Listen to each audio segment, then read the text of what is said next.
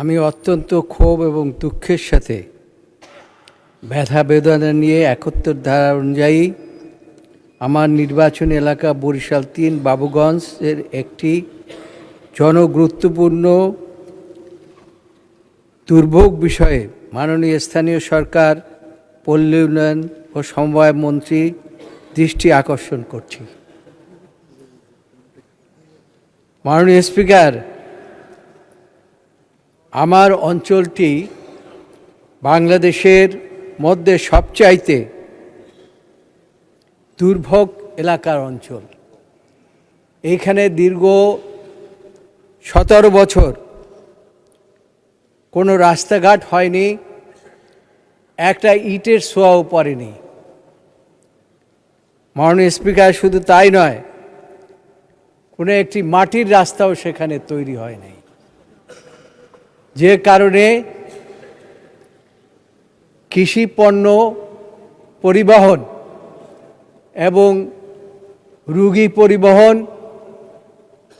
এমনকি ঠেলাগাড়ি পর্যন্ত কোনো রাস্তা দিয়ে চলে না।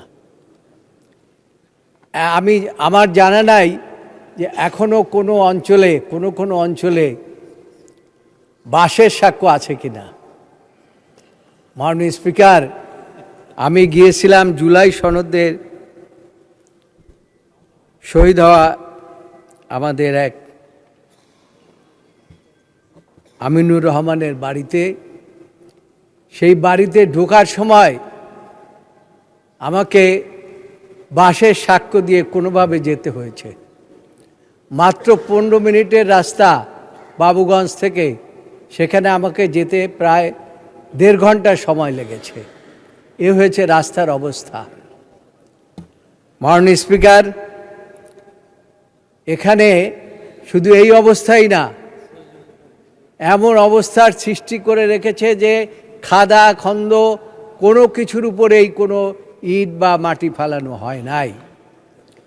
এই অঞ্চলের মানুষ গত নির্বাচনের পূর্বে মানুষকে আমি ওয়াদা করেছিলাম, যদি ধানের শীষে আপনারা ভোট দেন, আমাদের নেতা জনাব তারেক রহমান বাংলাদেশের প্রধানমন্ত্রী হবেন, এবং তিনি প্রধানমন্ত্রী হলে ইনশাআল্লাহ এই অঞ্চলের এই যে জনদুর্ভোগ, এই দুর্ভোগ থেকে মানুষ রেহাই পাবে। মাননীয় স্পিকার, আর একটা কথা না বললেই নয়, বাবুগঞ্জ থেকে তার দেহেরগতি ইউনিয়নে যেতে 4 ঘন্টা সময় লাগে। আরেকটি জায়গা আছে বীরশ্রেষ্ঠ জাহাঙ্গীরনগর ইউনিয়ন, সেইখানে যেতে আরও সময় বেশি লাগে।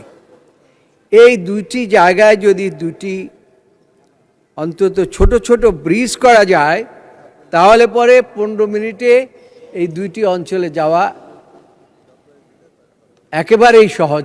মাননীয় স্পিকার, না হলে পরে মানুষের দুর্ভোগের আর কোনো সীমা থাকে না। সেজন্য আমি মাননীয়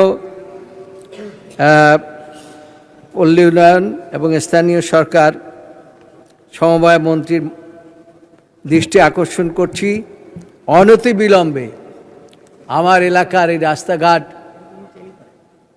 অন্তত পুনর্নির্মাণ করে হোক, সংস্কার করে হোক, উন্নততর করা, অন্যথায় মানুষের দুর্ভোগের আর সীমা থাকবে না।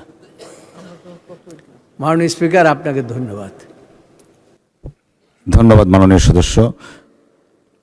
মাননীয় স্থানীয় সরকার, পল্লী উন্নয়ন ও সমবায় মন্ত্রী জনাব মির্জা ফখরুল ইসলাম আলমগীরকে এ বিষয়ে তার সংক্ষিপ্ত বিবৃতি প্রদানের জন্য আহ্বান জানাচ্ছি। ধন্যবাদ। ধন্যবাদ মাননীয় স্পিকার। মাননীয় সংসদ সদস্য জনাব জয়নাল আবেদিন যে জরুরি জনগুরুত্ব সম্পন্ন বিষয়ের উপর নোটিশ দিয়েছেন, তার উত্তরে আমি তাকে জানাতে চাই যে তিনি যে কোনো সময় আমাদের মন্ত্রণালয়ে এসে তার এই সমস্যাগুলো আমাদেরকে লিখিতভাবে জানালে আমরা অবশ্যই তার সমস্যাগুলো দূর করবার চেষ্টা করব। ধন্যবাদ মাননীয় স্পিকার। ধন্যবাদ মাননীয় মন্ত্রী মহোদয়কে স্পেশাল কনসিডারেশনের জন্য। আপনাকে ধন্যবাদ। মাননীয় সদস্য জনাব জয়নাল আবেদিন, আপনি এ বিষয়ে একটি প্রশ্ন করতে পারেন। মাননীয় স্পিকার, আমি তো আগেই বলেছি যে এরকম অঞ্চল বাংলাদেশের দ্বিতীয়টি আছে কিনা আমার জানা নাই। তবে আমি এর পরবর্তীতে আমি উত্থাপন করব, অবশ্য সেটা আমাদের এই স্থানীয় সরকার মন্ত্রণালয়ের নয়। একটি ব্রিজ এই যে অন্তর্বর্তীকালীন সরকারের উপদেষ্টা তড়িঘড়ি করে উদ্বোধন করে এসছেন, কিন্তু কাজ ইনশাআল্লাহ শুরু হয় নাই। এই বৃষ্টি না হওয়ার কারণে এইখানে বাবুগঞ্জ, মুলাদি, বরিশাল, মেহেন্দিগঞ্জ, হিজলা এই অঞ্চলের মানুষের আসা যাওয়ার জায়গা। মাননীয় স্পিকার, এই বৃষ্টি শুধুমাত্র লোক দেখানোভাবে শুধুমাত্র একটা উদ্বোধন করে এসেছেন, কিন্তু পরবর্তীতে আর কোনো পদক্ষেপ গ্রহণ করেন নাই। কাজেই আমি আপনার মাধ্যমে আমি মাননীয় মন্ত্রীকে বলতে চাই, কবে নাগাদ এই বৃষ্টির কাজ শুরু হবে এবং মানুষ দুর্ভোগ থেকে রেহাই পাবে? ধন্যবাদ মাননীয় সদস্য। মাননীয় মন্ত্রী। ধন্যবাদ মাননীয় স্পিকার। আমি তো আমার আগের ওনার প্রশ্নের আগের যে বিষয়টা ছিল সেটাতে বলেছি, উনি যদি দয়া করে আমাদের মন্ত্রণালয়ে এসে এই বিষয়গুলো নিয়ে আলোচনা করেন, তাহলে আমরা যথাশীঘ্র সম্ভব তার এই সমস্যার সমাধান করব। ধন্যবাদ মাননীয় স্পিকার। ধন্যবাদ মাননীয় মন্ত্রী। আপনার স্বপ্নগুলো আকাশ ছুবে প্রবাসীর হেলিকপ্টারের মাধ্যমে। বিয়ে, জন্মদিন অথবা যে কোনো বিশেষ প্রয়োজনে হেলিকপ্টার ভাড়া করতে যোগাযোগ করুন স্ক্রিনে দেয়া নাম্বারে। প্রবাসীর হেলিকপ্টার, নিরাপদ ও সাশ্রয়ী বাহনের বিশ্বস্ত নাম।